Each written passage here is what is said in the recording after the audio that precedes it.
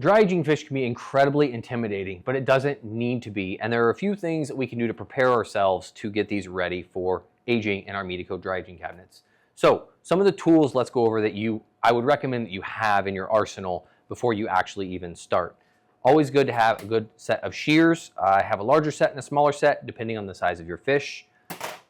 A scaler, we're going to go over scaling one side versus doing a tsukubiki method with a knife. And we'll get into the details about which one is better, why you'd use one over the other. Yes, a toothbrush, because depending on how you gut the fish and how it gets delivered to you, you may have to actually get inside and scrape that cavity. So a soft bristle toothbrush should be on your list. Always have pliers just in case I need to get anything inside, pull it out. Usually on the after process when we're actually removing pin bones and things like that.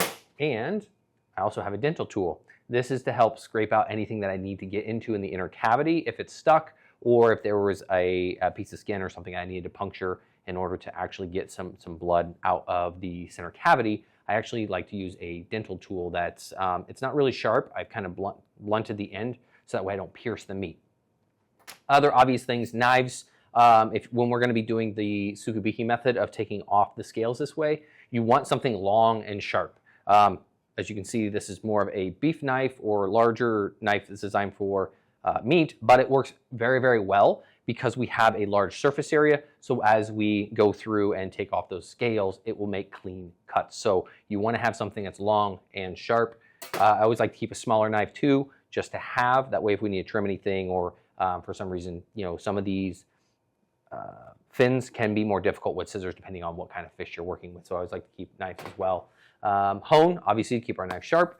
And then in the after process, we'll actually need our fish hooks, so that way we can hang them up appropriately in the cabinet. We want to hang our fish. Very important, because we don't want to actually destroy the meat unless we're doing something like a salmon or a swordfish or tuna, where yes, we're going to lay a whole loin inside the cabinet. Otherwise, you want to hang it. That also allows for any excess liquids to drip out of the fish as it hangs through the process.